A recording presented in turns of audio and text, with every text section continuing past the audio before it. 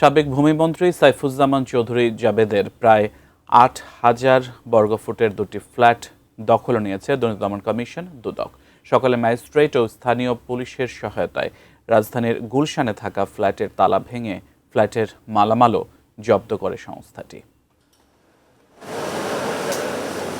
গুলশান ২-এর ৬৬ নম্বর রোডের এই আলিশান বাড়িটির সন্ধান দুর্নীতি দমন কমিশন পেয়েছিল গত বছরের ডিসেম্বরে, যেখানে সাবেক ভূমিমন্ত্রী সাইফুজ্জামান চৌধুরী জাবেদের ১৮ কোটি টাকা মূল্যের দুটি ফ্ল্যাট রয়েছে। আদালত ফ্ল্যাট দুটি জব্দের আদেশের পাশাপাশি দুদককে ফ্ল্যাট দুটি তত্ত্বাবধানের দায়িত্ব দেয়।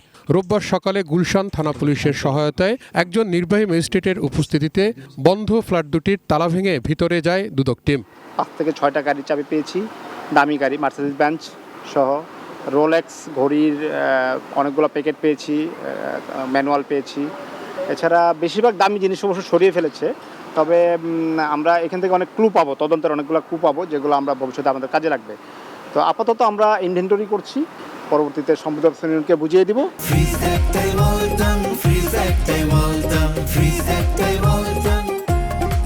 ফ্ল্যাট দুটির মালামাল দখলে নেয়ার পর রক্ষণাবেক্ষণের দায়িত্বে থাকবে দুদকের সম্পদ ব্যবস্থাপনা বিভাগ। পরবর্তী সময় তারা আদালতের নির্দেশনা অনুযায়ী কার্যক্রম পরিচালনা করবে। আইনে বলা আছে যে এই সম্পদটা যাতে যথাযথ ব্যবহার নিশ্চিত করা হয়। যদি এটা ভাড়া দেওয়ার উপযোগী হয় তাহলে ভাড়া দিবে, যদি এটা ভাড়া দেওয়ার উপযোগী না হয় তাহলে এটার রক্ষণাবেক্ষণ নিশ্চিত করবে।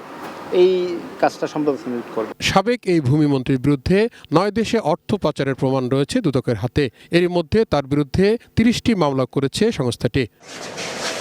তাহিদ সৌরভ, এটিএন নিউজ, ঢাকা।